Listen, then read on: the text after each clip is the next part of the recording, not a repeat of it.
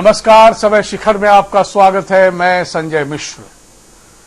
लोकसभा चुनाव के पहले राजनीतिक दल विकास के मुद्दे को लेकर चुनाव में जाने और जनता की तकदीर बदलने का दावा करते थे, लेकिन चुनाव के 5वें चरण आते आते ऐसा लगने लगा है कि नेता अब बदजुबानी कर जीत का रास्ता सुनिश्चित करने में एकजुट हो गए हैं।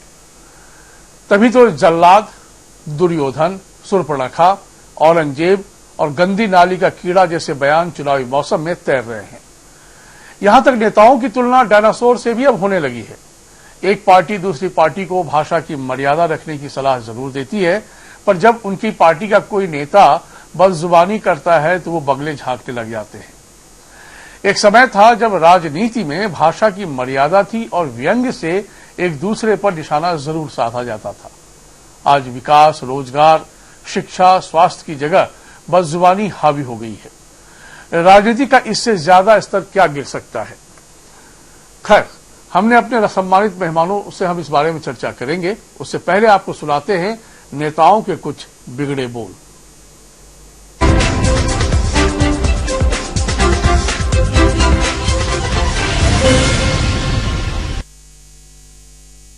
प्रधानमंत्री उस तरह के भाषा का अपना रहे हैं। वो तो नाला के कीड़ा है सब, जदयू वाला और बीजेपी वाला नाला का कीड़ा है सब, बाथरूम का कीड़ा है। वो तो दुर्योधन का ही, उसको तो और दूसरा का भाषा बोलना चाहिए। तो दुर्योधन बोलकर गलत ही है, दूसरा भाषा बोलना चाहिए उसको। अच्छा, ये वो सब तो जलाद है, जलाद। जब जज के पत्रकार के मरवा देता है, रात रात उठवा लेता है, वैसा आदमी का मन विचार क्या होगा? वही न होगा, खंखार है सब। कौन लोग जला? मैं कहना चाहता हूं कि जो वंदे मातरम नहीं कर सकता, जो भारत की मातृभूमि को नमन नहीं कर सकता, अरे गिरिराज के तो बाबा दादा सिमरिया घाट में गंगा के किनारे मरे और उसी भूमि पर फिर हमने कोई कब्र नहीं बनाया। तुम्हें तो 3 हाथ का जगह भी चाहिए।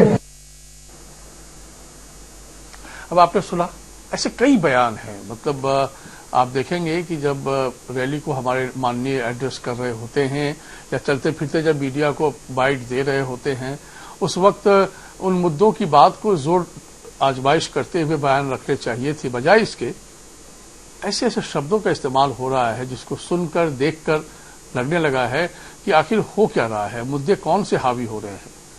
जो हमसे जन सरोकार से जुड़े हुए मुद्दे हैं वो आवश्यक हैं, या फिर उन मुद्दों को हटाकर, चाहे विपक्ष हो या सत्ता पक्ष हो, ऐसे ऐसे व्यक्तिगत बयान और ऐसे ऐसे शब्दों का इस्तेमाल सोचिए, समझने की कोशिश करते हैं। हमारे साथ इस वक्त पटना में कुछ खास मेहमान जुड़ गए हैं। शक्ति यादव जी, आप आरजेडी के वरिष्ठ नेता हैं, आधिकारिक प्रवक्ता हैं, आपका बहुत स्वागत है। डॉक्टर सुनील कुमार, आप राजनीतिक विश्लेषक हैं, आपका बहुत स्वागत है। बाकी राजनीतिक दल के मेहमान थोड़ी देर में हमसे जुड़ेंगे। संजय जी, ये जो चलन कुछ ज्यादा बढ़ गया है और फिर ऐसे में लगता है कि एक नया रिकॉर्ड बन जाएगा 2019 का लोकसभा चुनाव, जहां कि आपको किसी की यदि आलोचना करनी है तो उनको मुद्दों के आधार पर घेरने की बजाय सीधे सीधे ऐसे शब्दों का इस्तेमाल हो रहा है जिससे लगता है जो इतिहास में एक कैरेक्टर होता था जिसकी चर्चा लोग करना नहीं चाहते थे, आप आज के राजनेताओं के बारे में ऐसी ऐसी बात कहते हैं। कितना बुरा लगता होगा?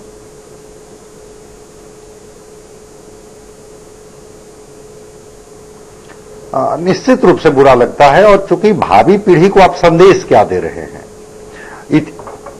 इतिहास में या मैथोलॉजी में अगर ले लें तो मैथोलॉजी में अच्छे पात्र भी हैं और अच्छे पात्रों से भी आप उनको नवाज सकते हैं, उनकी तुलना कर सकते हैं।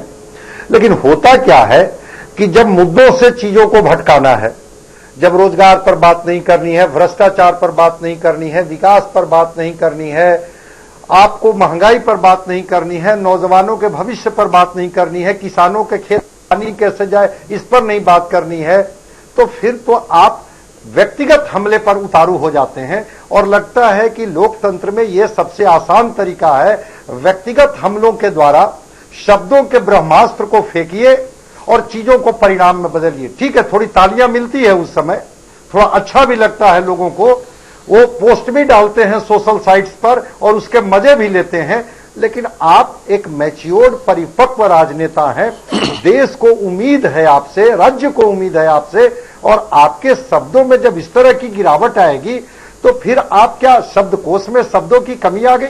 और आपने इंट्रो में बड़ी अच्छी बात कही कि व्यंग में भी बहुत गंभीरता से बातें की जा सकती है, बहुत चुभती हुई बात की जा सकती है। एक से एक व्यंग्यकार इस राज्य में, इस देश में हुए हैं जिन्होंने व्यंग में आपके सारी चीजें जो आपसे छूट गई, जहां पर आप असफल रहे, जहां पर आप जनता को संतुष्ट नहीं कर पाए, वह व्यंग में उन्होंने आप पर कहा, और वो बड़ा चुभता हुआ व्यंग में कहा, और लोगों को बातें समझ में भी आ गई। लेकिन शब्दों की मर्यादा से परहेज करनी चाहिए। वैसे इतिहास के पात्र जिसको कहीं ना कहीं खलनायक के रूप में इतिहास में रखा गया, मैथोलॉजी में रखा गया, और उन शब्दों का प्रयोग करेंगे तो जो भावी पीढ़ी और एक नई पीढ़ी को, जिसको हम कह रहे हैं, नए पौध को कह रहे हैं कि राजनीति में आनी चाहिए। राजनीति अच्छी चीज है। राजनीति में जब तक नहीं आएंगे बेहतर भारत और बेहतर बिहार का विकास नहीं हो सकता, बदलाव नहीं ला सकता है। तो कैसे यह नई पीढ़ी सोचेगी? तो वहां पर थोड़ा संयम बरतने की जरूरत है, चाहे वो पक्ष हो चाहे विपक्ष हो। शब्दों की कमी नहीं है। ठीक है, एक व्यक्ति अगर हमलावर होता है, शब्दों के गरिमा का ख्याल न रख करके, शब्दों की मर्यादा का ख्याल न रख करके वह इस तरह का शब्द आप पर करता है जिससे आप तिल मिलाते हैं, तो थोड़ा आपको पेशेंस रखने की जरूरत है। वो उनके शब्द हैं, वो लौट करके उन्हीं के पास जाएंगे। प्रियंका गांधी, एक दिन मैं देख रहा था, वो अपने लोगों को एक बुद्ध की कथा सुना रही थी, और वो कह रही थी कि भाई अगर आप हमें गाली देते हैं और उस गाली को मैंने रिसीव नहीं किया तो वो लौट करके आप ही के पास जाएगा। मुझे अच्छा लगा कि प्रियंका गांधी जो अभी अभी राजनीति में आई है और इतनी मैच्योरिटी से लोगों से बात कर रही है, और आपका इतना लंबा राजनीतिक जीवन है और चीजें फिसल जा रही हैं। थोड़े देर के लिए लोगों की तालियां वाहवाही मिटती है, लेकिन मन मस्तिष्क पर इसका गलत प्रभाव जाता है। शक्ति जी, क्या है कि मतों का समर्थन या समर्थकों का अपना मत किसी भी नेता या दल या व्यक्तित्व को हो सकता है, क्योंकि लोकतंत्र में यही तरीका है, हम चुनाव के जरिए अपने प्रतिनिधि को आंकते हैं, उन्हें चुनते हैं। जिस भी दल के जो भी नेता चुने जाते हैं वो जनप्रतिनिधि कहलाते हैं।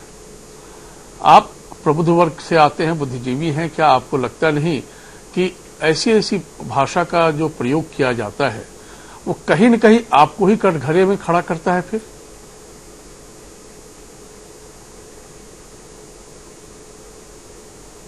देखिए संजय जी, आपने एक अच्छी बात कही। भाषाई तौर पर शालीनता हर प्रतिनिधि के जेहन में होनी चाहिए।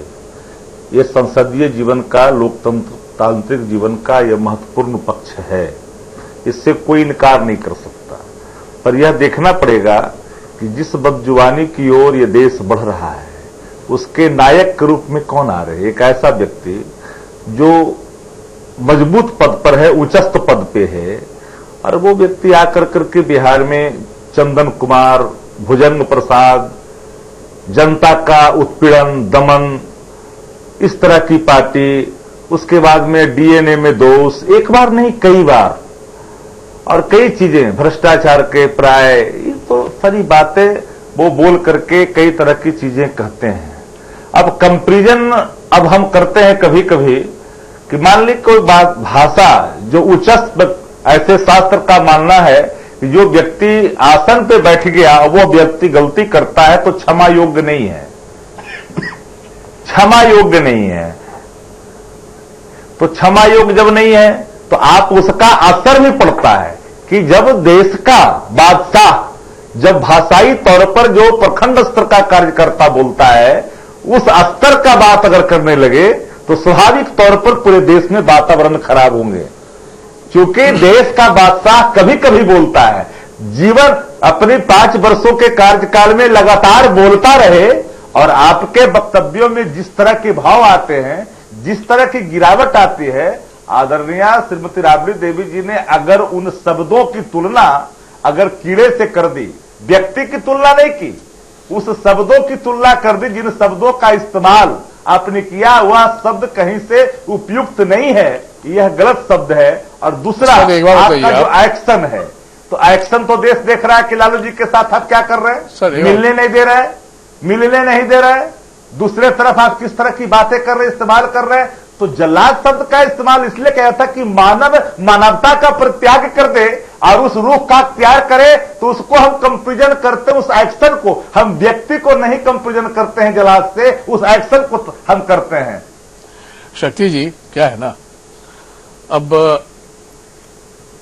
अमित शाह किसी राष्ट्रीय दल के अध्यक्ष हैं, हम सब जानते हैं, बीजेपी के राष्ट्रीय अध्यक्ष हैं वो। अब हम स्वयं में यदि अदालत बन जाएं और किसी को ऐसे शब्दों से नवाजें जिसकी स्वीकार्यता समाज में या जनता के बीच नहीं होती है, नरभक्षी शब्द का इस्तेमाल करना कहां तक न्यायोचित आपको लगता है?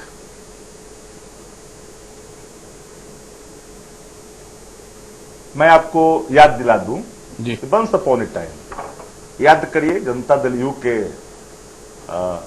बिहार सरकार के मंत्री आदरणीय श्याम रजक जी ने, जो बक्सर के चौबे जी मंत्री हैं भारत सरकार में, वो गए थे तो जिस तरह की घटनाएं घटी थी उनके बारे में नरभक्षी शब्द का इस्तेमाल किया गया था। मैंने उनके तो एलआई पार्टनर ने किया है नरभक्षी शब्द का इस्तेमाल।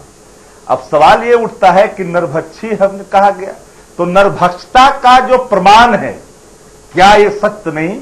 ठीक है, कोई क्लीन मिल जाए। अब सवाल तो उसपे भी होता है ना कि आखिर कोई बाहर से तो आकर के वो घटना को अंजाम नहीं दे गया ना। गोधरा में जिस तरह की चीजें आई वो नरभक्षता का प्रतीक है कि नहीं है? That time you are MOS home minister, home sir, तो सवाल है कि आप पर स्वाभाविक तौर पर आप पर जाता है, क्या जाता है? ये सवाल मैं आपसे बार बार कर रहा हूं शक्ति जी, ये सवाल मैं आपसे ही जवाब चाहिए मुझे। गोधरा कांड हुआ, देश के लिए दुर्भाग्यजनक था। गोधरा के बाद जो कांड हुआ वो भी देश के लिए दुर्भाग्यजनक था। हमारे देश में अदालती व्यवस्था है, निचली अदालत से लेकर सर्वोच्च अदालत तक न्याय के लिए एक व्यवस्था दी गई है, और जिसको संविधान ने एक व्यवस्था दी जिसको हम सबने स्वीकारा है। जब किसी अदालत ने किसी को उस रूप में खड़ा नहीं पाया, तो हम और आप कौन होते हैं किसी के बारे में वैल्यू जजमेंट करने वाले और ऐसे शब्दों से नवाजने वाले? सर देखिए, आपत्ति तो है, आप दूसरी भाषा का इस्तेमाल करिए, संभव है आपको आलोचना करनी है, आप विपक्ष में हैं। संजय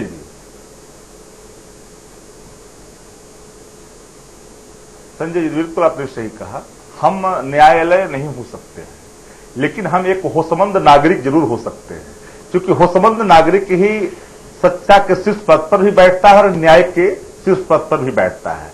वो कहीं अलग से नहीं आता है, उसका निर्माण कोई मैन्युफैक्चरिंग फैक्ट्री नहीं है कि कहीं से आता है, मैन्युफैक्चरिंग हो रहा है, बन रहा है, इंसान ही बनता है। सवाल कंपेरिजन करता है जब देश के अंदर में इस तरह की बातें सामने आती है। अब एक सवाल तो है कि दुनिया में जानता है कि संविधान का आर्टिकल 20 स्पष्ट है, जिसमें 2 में साफ है कि एक अपराध के लिए एक व्यक्ति को 10 सजाएं नहीं मिल सकती है, तो इसका वायलेशन होता है। तो हम तो कुछ न्यायालय के खिलाफ नहीं बोलते, न्यायालय के खिलाफ तो ये लोग बोलते हैं। और न्यायालय ने कहा कि देश में आपातकाल की स्थिति है, लोकतंत्र खतरे में है। तो जब इनके शासन काल में बोला, तो अब इसको आप कहिएगा कि न्यायालय ने क्यों कहा? तो न्यायालय ने कहा, हमने टिप्पणी की। सवाल नंबर 3, आप यदि शक्ति जी, आप यदि कहते हैं कि आपातकाल की स्थिति है, आप एक विपक्षी पार्टी के नेता है, उस पर तो कोई नहीं आपको कुछ कह रहा है कि आप ऐसे असंसदीय भाषा का इस्तेमाल क्यों करते हैं। ठीक है, आपको लगता है, आप एक उन्मुक्त नागरिक है इस देश के, आपको आजादी है और आप एक विपक्षी दल है, आपको आलोचना करने का पूरा अधिकार है, आप करिए। लेकिन सवाल दूसरा है, सवाल है कि हम वैल्यू जजमेंट कैसे कर सकते हैं? साहब, अराजकता का अधिकार थोड़ी दिया गया है हमें। हम किसी के बारे में, मान लीजिए हम आपसे यदि सहमत नहीं है किन्हीं बातों को लेकर, बेशक वो सही हो या गलत हो, किसी को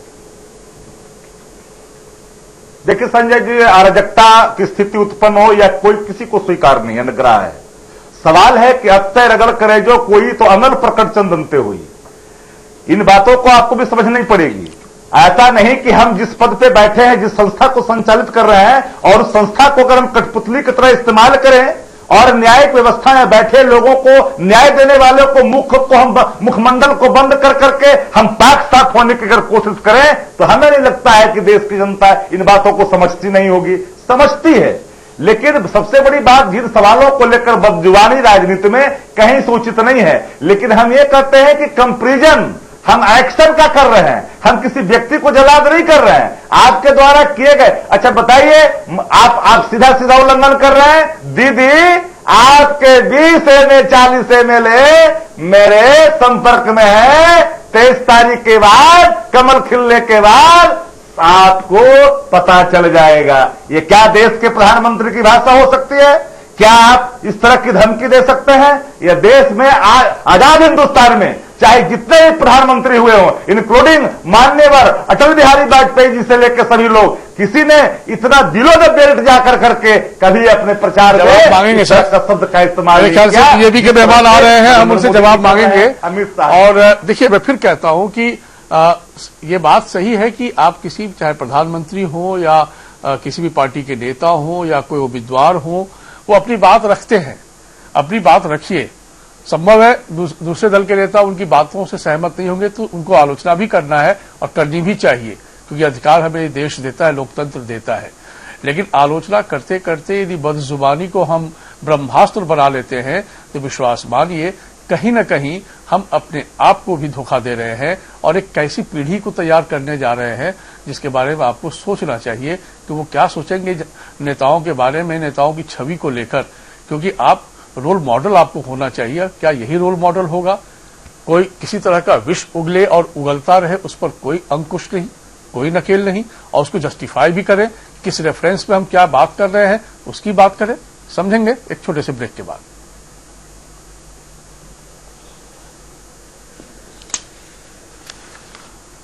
चलिए, ब्रेक पर जाने से पहले हम आपको एक और बयान से रूबरू कराते हैं। कांग्रेस नेता संजय निरुपम ने प्रधानमंत्री मोदी की तुलना औरंगजेब से की, तो तेजस्वी यादव ने नीतीश को डायनासोर कहा।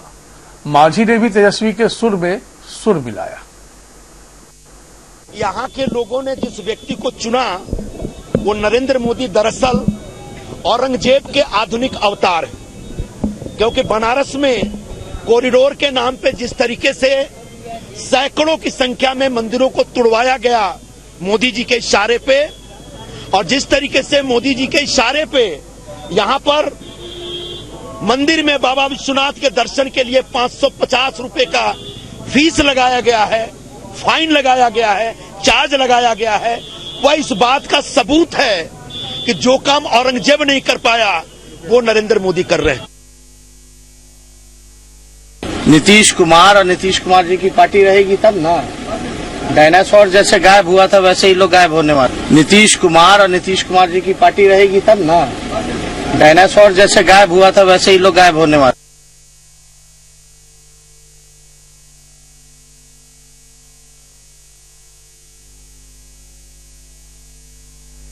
चाहे 370 का मामला हो या मंदिर मस्जिद का मामला हो या और ऐसे बहुत से इशू हैं जिसमें भाजपा और जदयू का तालमेल नहीं बैठ रहा है, वैसी परिस्थिति में 23 तारीख के बाद कुछ भी संभावना हो सकती है जिसमें तेजस्वी जी अगर बोले हैं तो कोई गलत।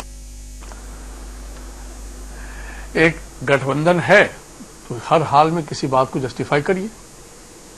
एक पार्टी के बड़े नेता हैं तो उनकी बातों को जस्टिफाई करने के लिए उनके पीछे कतार में खड़े जो नेता हैं वो लामबंद होते हैं, मुखर होते हैं। कुछ और मेहमान हमसे जुड़ गए हैं। निखिल आनंद, आपका बहुत स्वागत है, बीजेपी के आधिकारिक प्रवक्ता हैं आप। और हसनैन कैसर साहब, आप कांग्रेस के आधिकारिक प्रवक्ता हैं, आपका बहुत स्वागत है।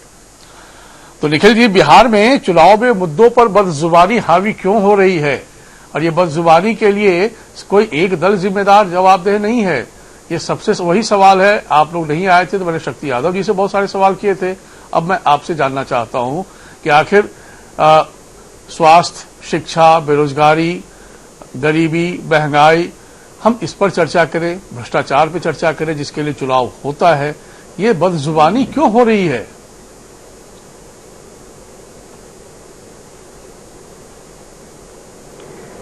संजय जी, सबसे पहली बात कि पॉलिटिकल डिस्कोर्स से ह्यूमर और सेंस ऑफ ह्यूमर गायब हो गया है।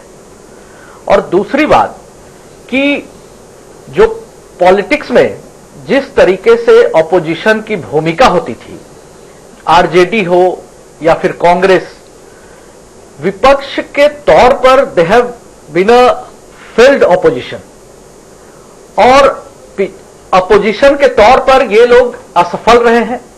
इनके पास मुद्दों को उठाने का मादा नहीं है, क्योंकि ये सभी परिवार की पार्टियां हैं और परिवार की बुनियाद पर इनकी राजनीति की पूरी विरासत है, इबारत रची गई है। और जिस तरीके से आप देख रहे होंगे कि राजनीति में संगठन और विचारधारा का जिस तरीके से इन पार्टियों में लोप हुआ है, तो उन्होंने परिवारवाद को बचाए रखने के लिए एक आवरण तैयार किया है। ये बार बार बात करते हैं संविधान की, आरक्षण की, लेकिन देखिए आश्चर्य होता है कि ऐसी पार्टी जो संविधान की तमाम मर्यादाओं को ताक पर रख देता हो, जो जुडिशियल सिस्टम पर सवाल उठाता हो, जो अपने उम्मीदवारों के तौर पर जो हत्यारे हैं, बलात्कारी हैं, उन लोगों को, उनके परिवारजनों को जिस तरीके से पॉलिटिक्स में सेफ्टी वाल्व थ्योरी के तौर पर प्रोपोगेट करते हैं, प्रमोट करते हैं, प्रोजेक्ट करते हैं और प्राउडली उनके लिए कैंपेन करते हैं, तो मोरालिटी है कहां?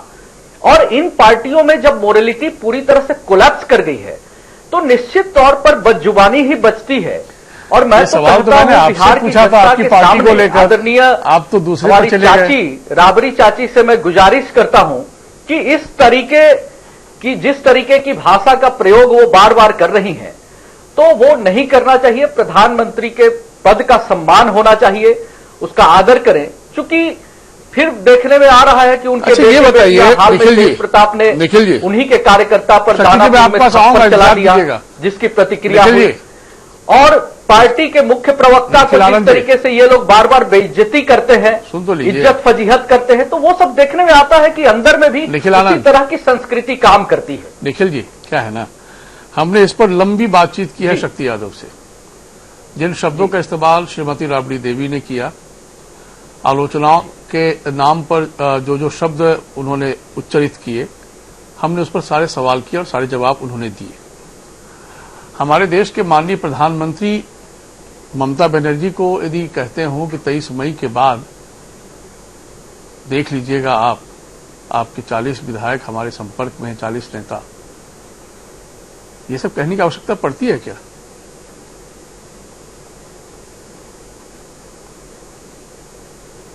देखिए, प्रधानमंत्री जी का पूरा संबोधन आपने शायद सुना हो।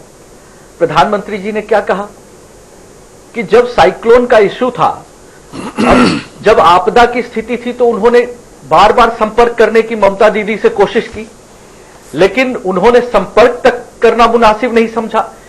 जनहित में, राज्य के हित में भी जब संवाद नहीं होगा पक्ष विपक्ष के बीच में, देशहित में जब हम ऊपर उठकर एक साथ एकजुट नहीं होंगे, एक मिनिमम कर्टसी भी हम फॉलो नहीं करेंगे, तो किस तरह की संस्कृति हम कायम करना चाहते हैं?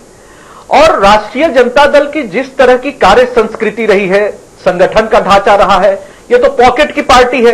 लेकिन वहां पर एक और जवाब दे दीजिए आप। मोरालिटी का अभाव है, निखिल जी एक और जवाब, ढांचे का अभाव है। निखिल जी एक और जवाब दे दीजिए आप जी। गिरिराज सिंह ने कुछ बातें कही थी ना वंदे मातरम के बाद, कि यदि आप भारत माता की जय वंदे मातरम नहीं कहते हैं तो क्या 3 गज जमीन और क्या क्या उन्होंने कहा था, वो शब्द सीधा तो मुझे याद नहीं आ रहा है, लेकिन बेहद आपत्तिजनक था। उसको भी जस्टिफाई करेंगे आप?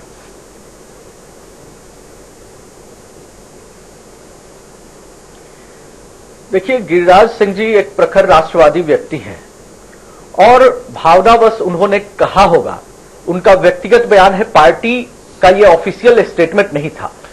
अब जब नवजोत सिद्धू कटिहार में जाकर ये कहते थे, मुसलमानों से अपील करते हैं कि एकजुट हो जाओगे, तो नरेंद्र मोदी जी को धार्मिक आधार पर अपील करते हैं, तो वो क्या था?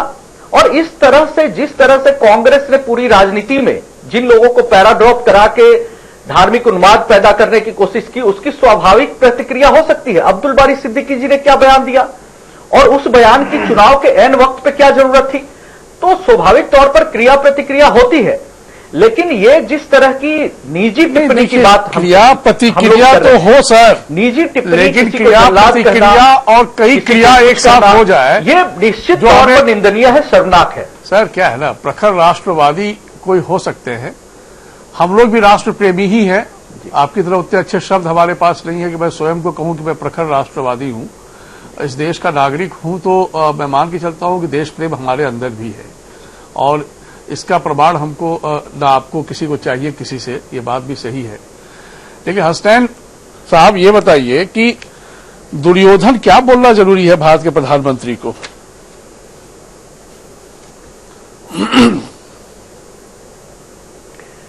देखिए, ये जो जहां पे आपने चर्चा लाई है कि राजनीति में बदजुबानी जो है, मैं सबसे पहले ये कहना चाहूंगा कि ये पूरी तरह से निंदनीय है।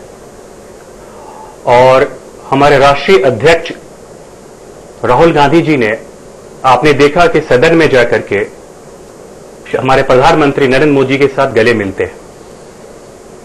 वो क्या मैसेज देना चाहते हैं? ये मैसेज देते हैं वहां से कि हम सब एक हैं, हमारी विचारों की लड़ाई हो सकती है लेकिन आपसी लड़ाई नहीं हो सकती।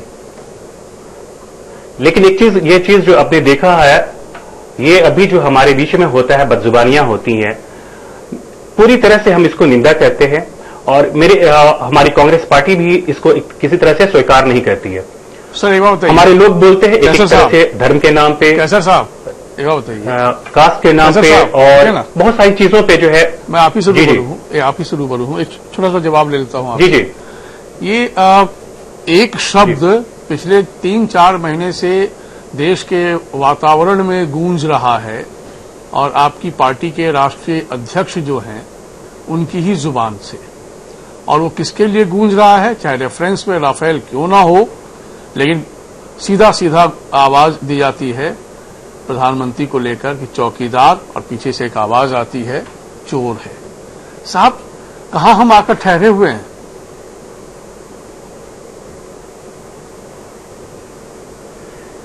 देखिए, एक चीज मैं आपको बता दूं कि राफेल में जो घोटाला हुआ है, इसको सारी बातें आप सबको समझ में आती है। इसको लेकर के जो आदमी सर, इसके लिए आपके राष्ट्रीय अध्यक्ष ने माफी भी मांगी, सुप्रीम कोर्ट का नाम उन्होंने कोर्ट कर दिया था उसके लिए बाकायदा। तो सुप्रीम कोर्ट से बड़ा कोर्ट तो आप लोग भी नहीं हो सकते ना सर, ये तो बताइए ना, आखिर क्यों एक बात को अदालत से पहले हम अदालत बन जा रहे हैं? नहीं कह रहे, एक चीज आप ये बात तो सीधे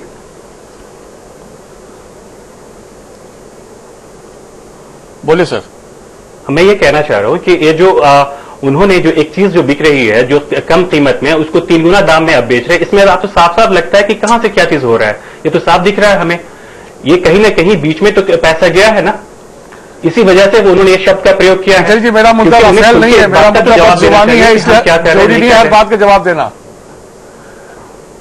हमारा मुद्दा राफेल नहीं है, हम तो सिर्फ उन शब्दों को लेकर आप लोगों से सिर्फ नहीं, मैं समझ रहा हूं आपकी बात कि ये तो मैं तो आपको पहले ही बताया कि कांग्रेस की ये शैली नहीं है कि लोगों इस तरह का शब्द प्रयोग करें। राहुल गांधी जी एक अच्छे आदमी है, पहले गले लगते हैं। अभी देखिए हमारे ये जो है राष्ट्रीय अध्यक्ष बीजेपी के जी चोर कहते हैं साहब, तो हम तो सहमत नहीं हो सकते एक देश के नागरिक होने के नाते। आलोचना कीजिए आप 3 गुना दाम पर सवाल उठाइए, उसकी जांच की मांग कीजिए, अदालत को अपना काम करने दीजिए। सर, हम लोग अदालत क्यों बन जाते हैं? हम पत्रकार हैं, आपसे सवाल पूछ सकते हैं, लेकिन हम अदालत तो नहीं बन रहे हैं ना। यही तो जवाबदेही तो किसकी है ये बताया कि जवाबदेही तो उनकी है ना। मैं ये कह रहा हूं जवाबदेही तो उनकी है ना, वो आकर के खुल के बताया तो हमारा कहां है, इसी बिना पे वो कह रहे हैं। इसमें तो लगता है कि कहीं ना कहीं तो उनके अंदर खोट है मन में, इसी वजह से खुल के वो जवाबदेही नहीं दे रहे। कोर्ट ने जो है, सुप्रीम कोर्ट ने इस बात से नहीं कहा है कि कितने में बिका, उसने साफ कह दिया कि ये मेरा काम नहीं है कि ये कितने में बिका। तो ठीक है ना, संयुक्त संसदीय वो संसद की जो ज्वाइंट पार्लियामेंट्री कमेटी की बात आप लोग कर रहे थे, उसको लेकर आप लोगों ने सुप्रीम कोर्ट का दरवाजा क्यों नहीं खटखटाया? बोलते ना जेपीसी की मांग हमारी है, करवाइए। तो चौकीदार चोर है बोलते हैं आप लोग। नहीं तो वो तो क्या उन्होंने कोशिश तो की पूरी। नहीं देखिए, चौकीदार चोर बोलने का सबसे बड़ा जो रीजन यही है कि जो उसमें जो परेशानियां हुई है, जो सामने चीज आई है, उसके लिए बोल रहे हैं। और जहां उसको जवाब देने में आपको क्या चाहता है, पूरा साफ साफ जवाब दे आप उनका। जब तक आप जवाब नहीं दे, इस तरह की बातें उठती रहेंगी। ठीक सर। डॉक्टर संजय कुमार, दरअसल क्या है यहाँ पे, मैं समझ गया सर, मैं आपको रोक रहा हूँ। डॉक्टर संजय कुमार क्या है कि देखिए जी, रुक जाइए, जैसा मैं एक एक्सपर्ट व्यू ले लेता हूँ। काफी देर से वो शांत मन से आप लोगों को सुन रहे हैं, तो एक विश्लेषण उनका जरूरी है इस बीच। ये बात सही है डॉक्टर संजय कुमार की, जो भी विपक्षी दल होते हैं वो लोकतंत्र के प्रहरी होते हैं और बड़ा ही संतुलन बनाए रखने के लिए उनकी अपनी एक खास भूमिका होती है और इसके लिए वो आवाज उठाते रहते हैं समय समय पर विपक्षी दल के नेता। लेकिन आवाज बुलंद करते करते करते करते नोइंगली अननोइंगली आप अदालत भी यदि बन जाते हैं तो फिर वहीं पर बदजुबानी शुरू हो जाती है। और इससे बचने की बजाय इसको अब जस्टिफाई भी करने लगे हैं अब, तो इससे तकलीफदेह लोकतंत्र और क्या हो सकता है।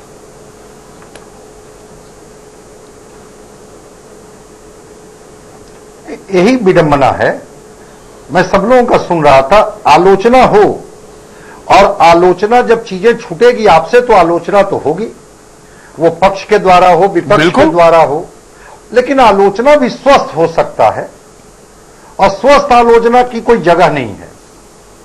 जब वो प्रियंका गांधी वो रश्मि रथी की वो लाइन पढ़ रही थी, जब नाश मनुज पर छाता है पहले विवेक मर जाता है, कहां कोई दिक्कत थी? कोई दिक्कत नहीं। लेकिन जब उसी रश्मि रथी के लाइन को आगे बढ़ाते हुए कहती है, हाँ हाँ दुर्योधन बांध मुझे जंजीर बढ़ाकर साध मुझे, हाँ हाँ दुर्योधन साध मुझे जंजीर बढ़ाकर बांध मुझे, तो किसको दुर्योधन कर रही है और हरि कौन है उसमें? कृष्ण कौन है भाई, दुर्योधन कौन हो गया? वहां पर थोड़ी आपत्ति होती है और तब चीजें आती है कि अर्जुन कौन है, दुर्योधन कौन है। ये शब्दों से थोड़ी बचनी चाहिए। वही आरजेडी पर जब ये प्रहार करते हैं जेडीयू के एक सम्मानित प्रवक्ता, शूर्पणखा के अलावा क्या कोई शब्द नहीं थे उनके पास? बताइए ये क्या शब्द है साहब? अगर वो कहते हैं किसी को कि जिस तरह से रावण और विभीषण के बीच में शूर्पणखा आती है और दोनों भाइयों को लड़वाती है, क्या ये कहीं से भी ये संसदीय शब्द है क्या? और क्या डिफेंस के लिए उनके पास कोई शब्द है क्या? तो आप भावी पीढ़ी को क्या मैसेज देना चाहते हैं? आपने सही सवाल किया कि आप चीजों को, अगर आपकी जुबान फिसलती है, आपसे चीजें छूटती हैं, तो कहिए कि हां फिसली, उससे बचना चाहिए, क्योंकि भावी पीढ़ी बहुत ही गंभीरता से आपको वॉच कर रही है। आप चाहे जितना जस्टिफाई कर लें। संजय जी, मैं आपको रोकते हुए मुझे एक स्मरण आ गया, मैं आप लोगों से शेयर करता हूं। वो देख रही है तो आपके जस्टिफिकेशन को कटघरे में खड़ा कर देगी। डॉक्टर साहब क्या है जी, वाजपेयी जी जब प्रधानमंत्री थे, संसद में उन्होंने एक भाषण दिया था, अब वो संदर्भ तो याद नहीं आ रहा है, शायद विश्वास मत का समय था या जो भी था। उन्होंने अपने भाषण के दौरान नेहरू जी का कोट किया। उन्होंने जब वो विदेश मंत्री थे तो पार्लियामेंट की गैलरी से जब वो गुजर रहे थे तो वहां पर उन्होंने नेहरू जी का फोटो नहीं देखा। उससे पहले नेहरू जी की तस्वीर वहां टंगी रहती थी। तो उन्होंने पूछा वहां पर आसपास कि भाई ये तस्वीर कहां गई? कोई जवाब नहीं मिला। अगले दिन देखते हैं वो तस्वीर वहां टंग गई। अब देखिए, वैचारिक मतभेद होना एक बात है, लेकिन देश के प्रथम प्रधानमंत्री थे पंडित नेहरू, तो वाजपेयी जी उस वक्त विदेश मंत्री थे जब वो वहां पे 77 की बात रही होगी। तो उसका जिक्र करते हुए उन्होंने बताया कि ये रिश्ते होते हैं राजनीति में और ये सम्मान होता है राजनीति में। उन्होंने स्वयं इस बात की आशंका जताई थी कि अब तो ये लगने लगा है कि यदि हमने किसी की आलोचना कर दी तो संभव दुश्मनी तक न पहुंच जाए। तो यहीं पर शक्ति यादव जी प्रश्न उठता है कि क्या हम सीख नहीं सकते?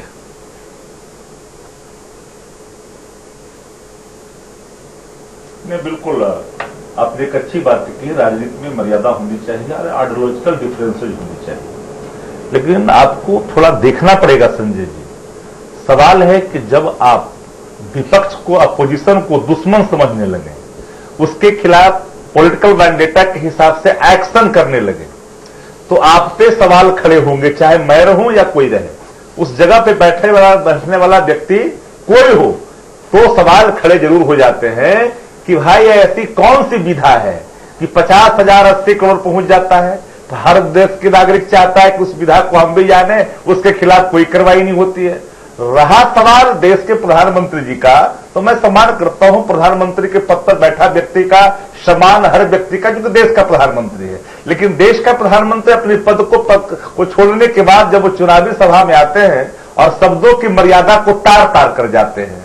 हम तो आपको अतीत में ले जाना चाहते हैं 2015 में कि भुजंग प्रसाद चंदन कुमार, जनता का उत्पीड़न और दमन, किस तरह की बातें, ये सारी चीजें लालू प्रसाद जी के लिए।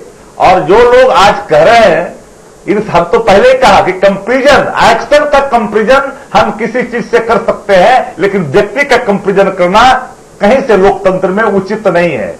दूसरी बात हमारे साथी ने कहा परिवारवाद। अब हम मोदी बात तो नहीं कर सकते, हम तो नीरव मोदी, ललित मोदी जैसे लोगों को साथ नहीं ला सकते। चौकसी जैसे लोग विजय माल्या को देश से बाहर जाने के लिए मोदीवाद नहीं कर सकते। आप परिवारवाद की बात करते हो, पंकज की चर्चा नहीं करते, आप नहीं करते। आप इन चीजों को क्यों, अनुराग ठाकुर के नाम नहीं लेते, जन सिन्हा का नाम नहीं लेते, आप नहीं लेते इन लोगों का नाम जिन लोगों के गंगा प्रसाद के पुत्र यहां राज्यपाल का बेटा एमएलए बनता है, तो परिवारवाद की बात नहीं होती है। लेकिन लालू प्रसाद जी के वंश में अगर कोई निकलता है, परिवारवाद की बात करते, पूरे रामविलास पासवान के पूरे भाई भतीजा को आपने इस चुनाव में डुबो दिया, उस पर परिवारवाद आपको समझ में नहीं आता है। वो तो इनको अलगाववाद का साथ उन्होंने दे दिया, इसलिए परिवारवाद का प्रत्याग हो गया। तो अलगाववाद का जो साथ देगा वहां परिवारवाद नहीं है, क्योंकि वो तो इनके लिए उपयुक्त है। हम तो, हमारे लिए परिवारवाद है। दोनों बातें एक साथ कैसे हो सकती है? एक साथ नहीं हो सकता दोनों बातें। वह चीजें हमारे लिए अगर सूट कर रहा है तो आप अच्छे हो। आप कौन से गंगोत्री हो कि जहां पर स्नान करता है तो हर व्यक्ति पवित्र हो जाता है, और आप जिसके हाथ नहीं जाता है तो व्यक्ति अछूत हो जाता है?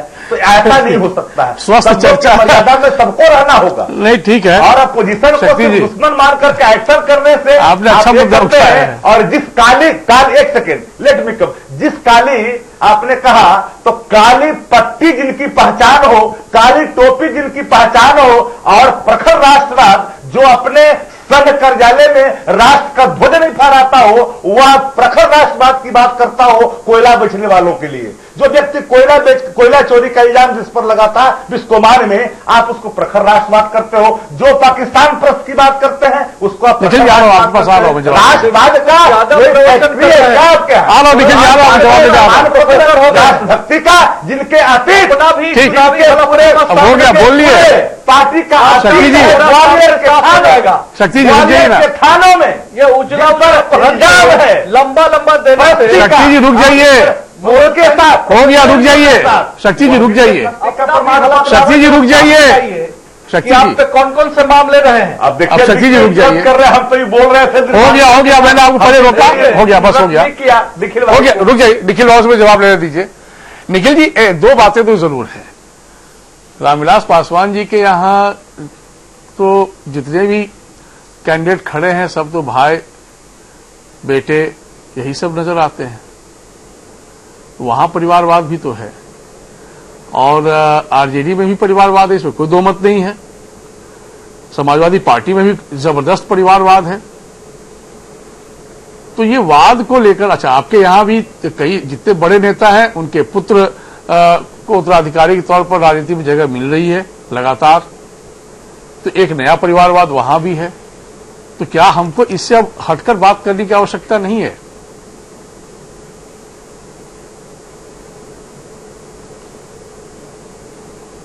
देखिए, मैं अंतर समझाता हूं। किसी का बेटा बेटी होना गुनाह नहीं है, लेकिन संजीव चौरसिया जी की बात जिन्होंने की, मैं कहता हूं कि अखिल भारतीय विद्यार्थी परिषद में 10 सालों तक काम करके, युवा मोर्चा में काम करके, लगातार संगठन के रास्ते, संघर्ष के रास्ते को जगह पाता है राजनीति में, किसी को टिकट मिलता है। अगर अनुराग ठाकुर अगर संगठन के रास्ते, एबीवीपी, भारतीय जनता युवा मोर्चा के रास्ते राजनीति में 10 साल 15 साल काम करके आते हैं, पंकज सिंह अगर उसी रास्ते से आते हैं, तो दिक्कत उससे नहीं है, दिक्कत उनसे है जो सीधे पैराड्रॉप होके पॉलिटिकल सिस्टम में फिट हो जाते हैं। पहली बार का एमएलए अगर उप मुख्यमंत्री बन जाता है, विपक्ष का नेता बन जाता है, उससे दिक्कत है। दिक्कत है कि परिवारवाद की बुनियाद पर आपकी जगह तय हो जाती है, उससे दिक्कत है। ये टेक्निकल वर्क को समझना पड़ेगा। अदरवाइज निखिल जी, मैं आपको एक सवाल करता हूं।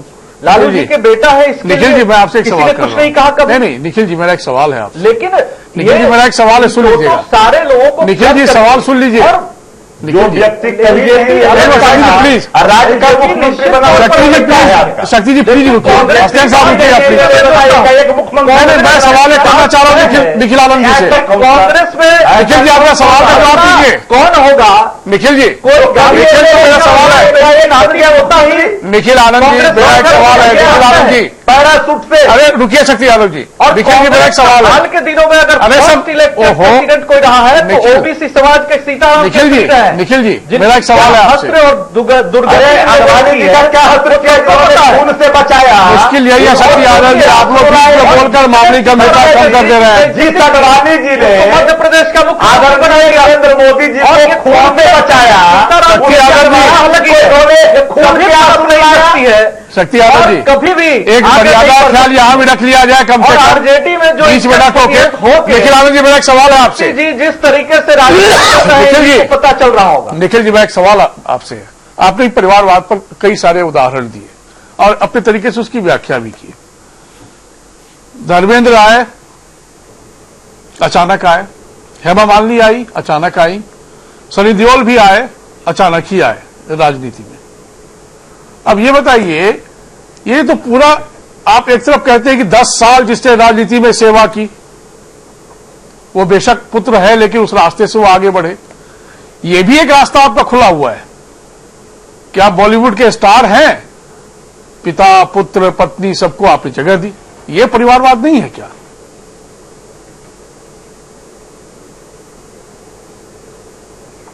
देखिए, राजनीति में या संवैधानिक कोई बाध्यता नहीं है कि कोई कलाकार कोई पत्रकार राजनीति में नहीं आ सकता है। संजय जी, कल आपको फर्ज कीजिए कि राजनीति में आना हो तो आप राजनीति में तो नए होंगे, बिल्कुल, लेकिन इस बात को हमको ध्यान में रखना होगा कि आपने 30 सालों तक जो पत्रकारिता की है उसका भी सम्मान राजनीति में हो। तो ऐसा कुछ भी नहीं है, कलाकार होना कोई गुनाह नहीं है, लेकिन सीधे सीधे अगर पैराड्रॉप कराते हैं तो उस पर सवाल उठता है। और आरजेडी में उस तरह की स्थिति है तो उस पर है सवाल। हमने किसी के परिवार के किसी व्यक्ति पर कोई आक्षेप नहीं किया, ये बात ठीक। शक्ति जी, मैं हसनैन साहब से इस वक्त एक रिएक्शन ले रहा हूं। पहले शक्ति जी आप, उसके बाद आपका चाहूंगा मैं। हसनैन साहब, ये जो तस्वीर निकल के आती है, मर्यादाओं की बात होती है। हम तो देखते हैं कि डिबेट में ही एक दूसरे पर इतना प्रहार होने लग जाता है कि वहां पर हमें लगने लग जाता है कि अब हम कैसे किन शब्दों से आग्रह करें। शक्ति जी आपका बहुत धन्यवाद। लेकिन ये जो हो रहा है, ये जो तस्वीर सामने आ रही है इस तरह के असहिष्णुता इस रूप में कि आप धैर्य खो देते हैं। आपको किसी को कटघरे में खड़ा करना है तो एकमात्र रास्ता बनता है बदजुबानी। ऐसा क्यों?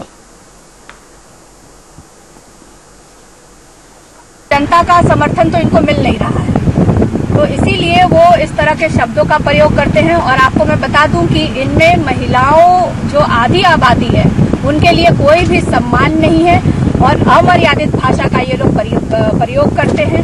अगर आप मीशा भारती को सुपनखा कहें तो वो सही है, और महाभारत के पात्र का अगर नाम ले ले प्रियंका गांधी तो गलत कहां से है? आरजेडी की दुकान पूरी तरीके से अब बंद होने जा रही है। राजनीति में भाषा की मर्यादा रखनी चाहिए और तेजस्वी यादव को भी ये समझना चाहिए कि जो इस समय बिहार में नेतृत्व कर रहे हैं वो उनसे 2 पीढ़ी आगे, उन सब के पास 30-30, 35-35, 40-40 साल का राजनीतिक अनुभव, एक भाषा का संयम होना, लोकतंत्र के प्रति विश्वास होना। और लोहिया जी ने जिस सप्त क्रांति के सपने को देखा था उसको तो खत्म करने का काम आरजेडी ने किया है। हसनैन साहब, आपकी प्रतिक्रिया चाहिए। आप काफी देर से आप शांत थे, मैं आपको जानना चाह रहा हूं कि आप क्या कहना चाह रहे हैं।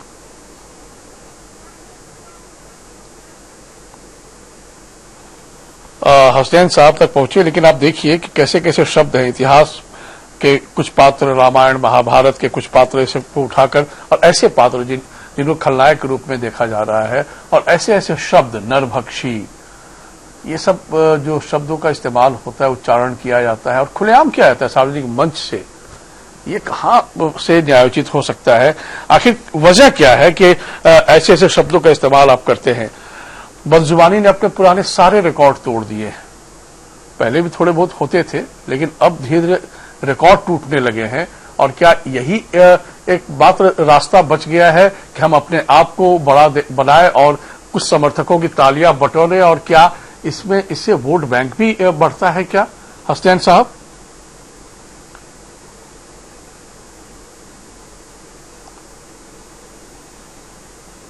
हसनैन साहब, हमारी आवाज आप तक पहुंच रही है क्या? आम इंसान भी इसको कहेगा कि ये सही नहीं। जी, हमारी आ रही है। जी जी, हाँ प्लीज बोलिए।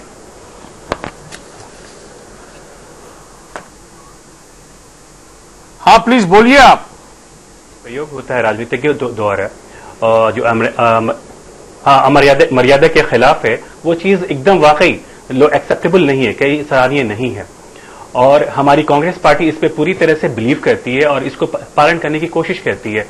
लेकिन कभी कभी क्या होता है कि दूसरों की तरफ से जो इस तरह के शब्दों का होता है, तो उससे प्रतिक्रिया में आ सकती है, ठीक है। लेकिन वो भी एक निंदनीय है। हमें एक राजनीतिक को चाहिए कि अपनी एक डिसिप्लिन दे, एक लोगों तो प्रोटोकॉल जो होता है उसको मेंटेन करे और उसको इस तरह से डिलीवर करे जिस तरह से हम लोग उसको, हमारे जो जनता उसको फॉलो करे। मैं इससे सहमत रहता हूं। लेकिन इतना सॉफ्ट, इतना बढ़िया बढ़िया बात आप बोल रहे हैं, बड़ा अच्छा लग रहा है सुनने में। सरकार में बैठे हैं, लेकिन सवाल यह है कि फिर ऐसे शब्दों का इस्तेमाल हो क्यों जाता है समय समय पर? चाहे मणिशंकर अय्यर की बात करें, जग जाहिर है क्या उन्होंने कहा था प्रधानमंत्री के बारे में। देखिए, यहाँ पे सिर्फ एक व्यक्ति विशेष की बात करना सराहनीय नहीं होगा। से आग्रह है कि आप पटना स्टूडियो चले। गिरिराज सिंह जो हैं क्या बोलते हैं हमारे जो जी हाँ, बोलिए बोलिए प्लीज।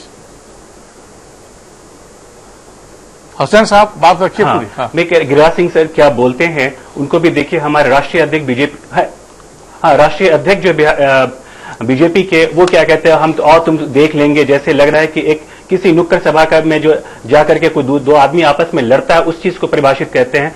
ये चीज होना ही नहीं चाहिए किसी भी पार्टी की ओर से। निखिल जी बगल में ही बैठे हुए हैं, क्यों ऐसा हो रहा है? तो इसलिए जो मैं इस बात को मैं कहता हूं कि मैं देखिए, निश्चित तौर पे इससे तो इत्तेफाक मैं भी रखता हूं कि राजनीति में बदजुबानी ठीक जायज नहीं है और कहीं न कहीं हम लोगों को राजनीति संगठन और विचारधारा की बुनियाद पर ही फिक्स रखनी चाहिए। कई बार ऐसा होता है कि अतिरेक भाव में एक बार जब कोई कहीं से बयान आते हैं तो उसकी प्रतिक्रिया होती है। और आपने कई बयानों का जो रेफरेंस दिया कि हाल के दिनों में कुछ कुछ कहे गए, तो ऐसा नहीं कि एक पूरी पार्टी उससे इत्तेफाक रखती है। किसी ने व्यक्तिगत बयान दिए, लेकिन पार्टी कभी भी, भारतीय जनता पार्टी कम से कम इस बात को कतई एंडोर्स नहीं करती है कि इस तरह की बातें कही जाए। लेकिन आपको एक बात मैं पिछले जो बहस का जो पिछला पार्ट था उससे जोड़ना चाहूंगा कि देखिए, कांग्रेस पार्टी लगातार अपने आप को extra constitutional, extra judicial authority के तौर पर खुद को प्रेजेंट कर रही है। राफेल का मामला पूरा कोर्ट में है और ये बाहर में किस तरह की बात कर रहे हैं, उनके प्रवक्ता किस तरह से बात कर रहे हैं, ये दुखद है। और हम लोगों को अगर कोई भी बात कहनी है, जिस तरीके से आरजेडी प्रोपेगेंडा फैला रही है कि भाजपा ने लालू जी को जेल भेज दिया। अब भाई, जिस आदमी पर चार्जशीट जिस समय में हुआ, एफआईआर जिस समय में हुआ, पहली बार जेल गए, दूसरी बार जिसके वक्त में जेल गए, कांग्रेस की सरकार थी। तो क्या वो ये बयान उनके लिए भी यही सोचते हैं कि कांग्रेस ने उनको जेल भेज दिया? तो कम से कम अगर कोई बात किसी सबजुडिस मैटर में हो तो हलफनामा प्रस्तुत करके इन पार्टियों को कोर्ट में पिटीशन दायर करना चाहिए, जिसके बारे में भी रखी जाए बाहर में। और यही कारण है कि राहुल गांधी जी को दो बार माफी मांगनी पड़ी इसी बदजुबानी के चलते।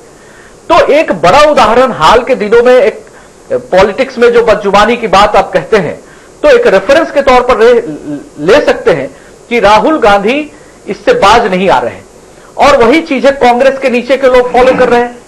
आपने देखा कि जिस तरीके से ये डेलिबरेट है कि नवजोत सिद्धू से बयान दिया जाता है कि धार्मिक उन्माद फैलाकर पोलराइज कराने की कोशिश नहीं, देखिए, इसमें कई बयान दूसरी जगहों से भी आए हैं। आपके यहाँ की पार्टी के नेता भी बहुत पीछे नहीं है, इत्तेफाक नहीं रखा है। ऐसा आज आपने प्रधानमंत्री जी का बयान सुना होगा, उन्होंने ममता जी के बारे में बड़ी हम्बल बातें कही है।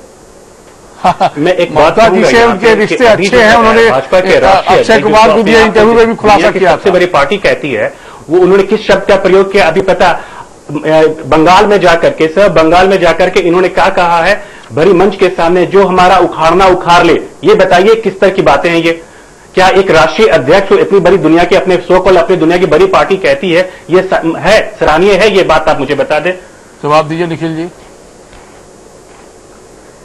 देखिए, ये एक बात और है सर कि ये पूरी जो बदजुबानी की बात आ रही है, ये एक तरह से हताशा का भी परिचायक है।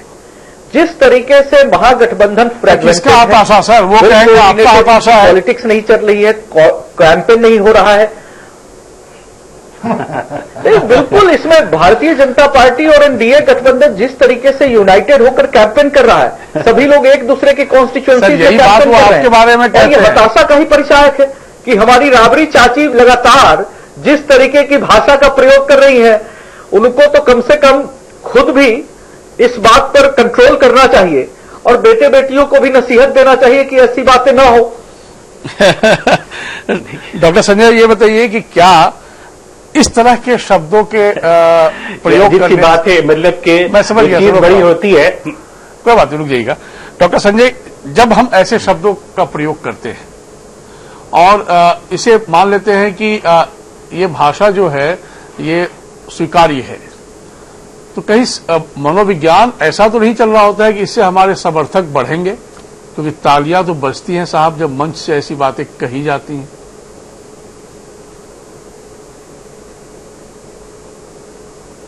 बिल्कुल, और मैंने शुरू के फेज में वही बोला कि जो शब्दों का जो गरिमा को लोग तार तार करते हैं और इसके माध्यम से जो ब्रह्मास्त्र फेंकते हैं, और जब उस समय तात्कालिक तालियां बजती हैं तो लगता है कि अरे ये शब्द तो चाहे लोगों को जितना घायल करे, जितना बदजुबानी लगे, लेकिन हमारे समर्थक तो इसका मजा ले रहे हैं, लुत्फ ले रहे हैं और इसका हमको चुनाव में लाभ मिलेगा।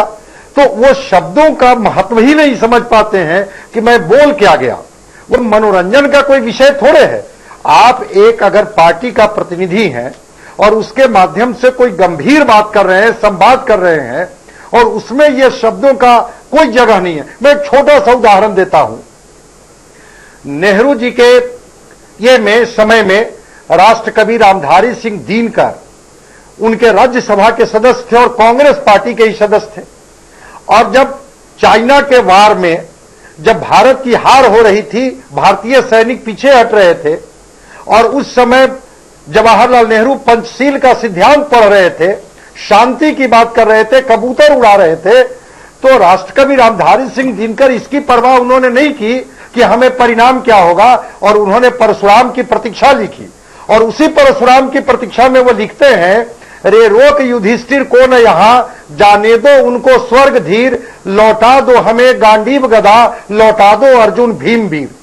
कहते हैं कि जाने दीजिए युधिष्ठिर को स्वर्ग में, हमें पंचशील का सिद्धांत नहीं पढ़नी है, हमें अर्जुन और भीम चाहिए, हमें गांडीव और गदा की जरूरत है, हमें चीन से दो दो हाथ करने की जरूरत है। नेहरू ने तो बुरा नहीं माना, लेकिन दिनकर ने भी आलोचना के लिए शब्दों की मर्यादा नहीं लांघी।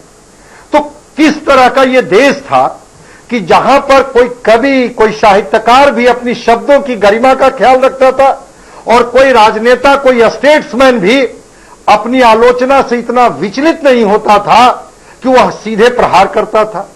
आपको अगर कोई दुर्योधन कह दे रहा है तो आप तुरंत शूर्पणखा कह दे रहे हैं, तुरंत आप गुस्से में किसी को जल्लाद कह दे रहे हैं।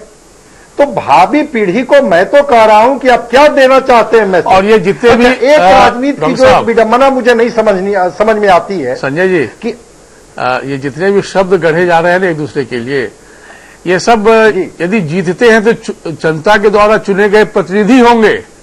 अब आप सोचिए, तो पूरी जनता दुर्योधन है, पूरी जनता नरभक्षी है, पूरी जनता जल्लाद है। अब क्या बात, वही तो मजाक बना रखा है लोकतंत्र का। ऐसे थोड़ा ही होता है साहब। हमारी भी परवरिश भी है, हमारे बच्चे भी न्यूज चैनल देखते हैं, और जब हमारे नेताओं की भाषा इस तरह का सुनते हैं वो, तो हमसे सवाल करते हैं हम क्या संदेश दे रहे हैं। संभव है कल चुनाव हो, एक जीते एक हारे, ये तो तय है। स्वाभाविक रूप से एक हारेगा एक जीतेगा, एक सरकार बनेगी, चाहे एनडीए की बने या यूपीए की बने या थर्ड फ्रंट की बने, सरकार तो बननी है, देश को तो चलना है। और अब वही लोग चलाएंगे जिनको कि हम आज पानी पी पी कर ऐसे ऐसे शब्दों से नवाज रहे हैं जिसका कोई स्थान नहीं है समाज में, और हम समर्थक भी उसमें ढूंढ रहे हैं। शुक्रिया, बहुत धन्यवाद डॉक्टर साहब आपका, बहुत धन्यवाद निखिल जी आपका, बहुत धन्यवाद हसनैन कैसर साहब आपका। चुटिले व्यंग्य करिए, अच्छा लगता है, चुभता भी है, दर्द भी होता है, पर दिल में तकलीफ नहीं होती है। ऐसा मत बोलिए कि सीधे सिर पर पत्थर पड़े और इंसान धाराशायी हो जाए। ये मर्यादा का ख्याल सिर्फ किसी एक पर नहीं लागू होता है, सब पर लागू होता है। हम नसीहत देने से पहले स्वयं भी टटोल लें कि हम कितना उस योग्य अपने आप को बना पाए हैं। बदजुबान राजनीति से तौबा करने की आवश्यकता है और अच्छे अच्छे शब्दों से अपने नेताओं से सवाल पूछिए, तो मेरे ख्याल से संदेश और बेहतर अच्छा जाएगा। नमस्कार।